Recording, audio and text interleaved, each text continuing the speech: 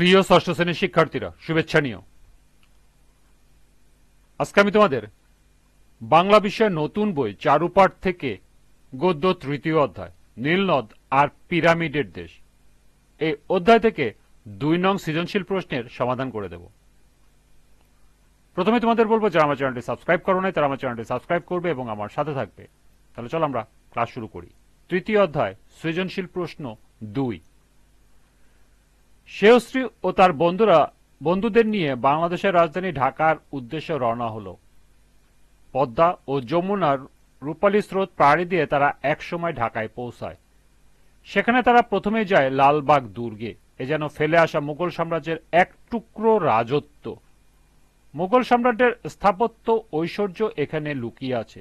এখানকার দরবার হল, পরিবিবির মাজার, শাহজাদা আজমের মসজিদ দেখে তারা ছবি তুলতে লাগলো। তারা শেষ পর্যন্ত অনুভব করলো, এখানে আসার ফলে তারা অতীত ইতিহাস ও মোগল সাম্রাজ্যের হারিয়ে যেতে বসা বিশাল কীর্তির সঙ্গে পরিচিত হতে পেরেছে। প্রথম প্রশ্ন, নীলনদ আর পিরামিডের দেশ রচনাটি লেখকের কোন গ্রন্থ থেকে সংকলন করা হয়েছে? দ্বিতীয় প্রশ্ন, এই নীলের জল দিয়ে এদেশের চাষ হয় কথাটি কেন বলা হয়েছে? তৃতীয় প্রশ্ন, উদ্দীপকের নীলনদ আর পিরামিডের দেশ রচনায় যে সাদৃশ্য রয়েছে তা ব্যাখ্যা করো। এবং সর্বশেষ প্রশ্ন, উদ্দীপকের শ্রেয়শ্রী ও তার বন্ধুদের ভ্রমণের উদ্দেশ্য যেন সৈয়দ মুজতবা আলীর চাওয়া মন্তব্যটি নীলনদ আর পিরামিডের দেশ রচনার আলোকে বিশ্লেষণ করো। তো চলো এখন আমরা এই 4টি প্রশ্নের সমাধান দেখে নিই। প্রথম প্রশ্নটি ছিল, নীলনদ আর পিরামিডের দেশ রচনাটি লেখকের কোন গ্রন্থ থেকে সংকলন করা হয়েছে? নীলনদ আর পিরামিডের দেশ রচনাটি সৈয়দ মুজতবা আলীর লেখা। রচনাটি সৈয়দ মুজতবা আলীর জলে ডাঙায় গ্রন্থ থেকে সংক্ষিপ্ত ও পরিমার্জন করে সংকলন করা হয়েছে। দ্বিতীয় প্রশ্নটি ছিল, এই নীলের জল দিয়ে এদেশের চাষ হয় কেন? মিশরের নীলনদ ছাড়া অন্য কোনো পানির উৎস না থাকায় নীলনদের পানি দিয়ে চাষ করা হয়। মরুভূমির দেশ মিশর, প্রাগৈতিহাসিক যুগ থেকে মিশরের নীলনদকে ঘিরে গড়ে উঠেছিল ওই সভ্যতা। এখানে একমাত্র জলাশয় নীলনদ। এই অঞ্চলে চাষের কাজে তাই নীলনদের পানি ব্যবহার করা হয়। নীলনদ মিশরের শুষ্ক মাটিকে সরস করে। নীলনদী তার বুকে ধরে চাষের ফসল মিশরের সর্বত্র পৌঁছে দেয় বলে এই নীলের জল দিয়ে এদেশের চাষ হয়। তৃতীয় প্রশ্ন ছিল, উদ্দীপকের নীলনদ আর পিরামিডের দেশ রচনায় যে দিকের সাদৃশ্য রয়েছে তা ব্যাখ্যা করো। উদ্দীপকের নীলনদ আর পিরামিডের দেশ রচনায় লালবাগের দুর্গের স্থাপত্য শৈলীর সাথে পিরামিডের স্থাপত্য শৈলীর সাদৃশ্য রয়েছে। নীলনদ ও পিরামিডের দেশ রচনায় লেখক ও তার সহযাত্রীরা মিশরের পিরামিডের নির্মাণ কৌশল দেখে বিস্মিত হন।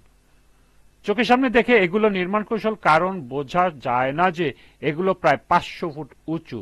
রাজধানী কায়রো ছেড়ে বহুদূর চলে যাওয়ার পর হঠাৎ যখন সবকিছু ছাড়িয়ে 3টা পিরামিড দেখা যায়, তখনই শুধু বোঝা যায়। সবচেয়ে বড় পিরামিডটা বানাতে 1 লাখ লোকের 20 বছর সময় লেগেছিল। ফারাওরা পাথর দ্বারা এই পিরামিড তৈরি করেছে। এই পিরামিডে ফারাওদের মমি সংরক্ষণ করা হতো। এখন এই পিরামিড তার শৈল্পিক স্থাপত্য কলা হিসাবে ঐতিহ্যের অংশে পরিণত হয়েছে। উদ্দীপকে ঢাকা লালবাগের দুর্গের কথা বলা হয়েছে। লালবাগের দুর্গ মুঘলদের স্থাপত্য শিল্প।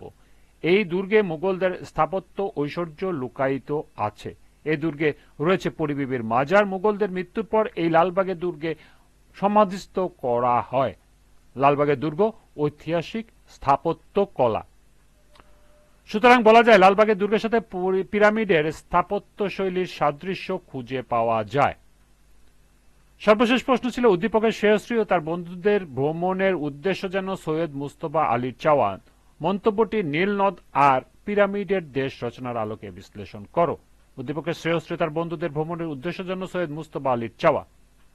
শেয়শ্রী ও তার বন্ধুদের ভ্রমণের উদ্দেশ্য এবং সৈয়দ মুজতবা আলী ভ্রমণের উদ্দেশ্য একই, তা হল অতীত ইতিহাস ও কীর্তি অবলোকন করা।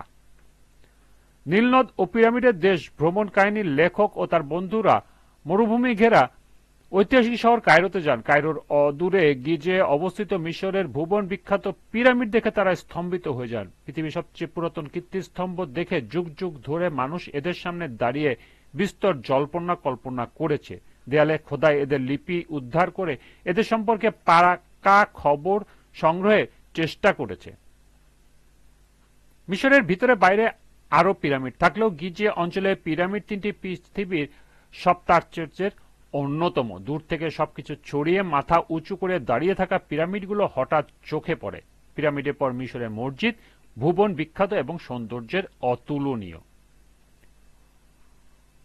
উদ্দীপকের শ্রেয়শ্রী তার বন্ধুরা মুঘল সম্রাটের স্থাপত্য দেখতে ঢাকায় আসে। লালবাগ দুর্গ, পরী বিবির মাজার, দরবার হল, শাহজাদা আজমের মসজিদের কারুকাজ শ্রেয়শ্রী তার বন্ধুদের মুগ্ধ করে। তারা শেষ পর্যন্ত স্বীকার করলো এখানে আসার ফলে তারা অতীত ইতিহাস আর সম্রাটের হারিয়ে যেতে বসা কীর্তির সঙ্গে পরিচিত হতে পেরেছে। সুতরাং বলা যায় উভয় রচনায় সাদৃশ্য হল ভ্রমণের উদ্দেশ্য, অতীত ইতিহাস ও কীর্তি অবলোকন। অর্থাৎ উদ্দীপকের শ্রেয়শ্রী তার বন্ধুদের ভ্রমণের উদ্দেশ্য যেন সৈয়দ মুজতবা আলীর চাওয়া। মন্তব্যটি নীলনদ আর পিরামিডের দেশ রচনার আলোকে যথার্থ। এই ছিল ২ নং সৃজনশীলের 4টি প্রশ্নের সমাধান। আজকের ক্লাসটি এ পর্যন্তই।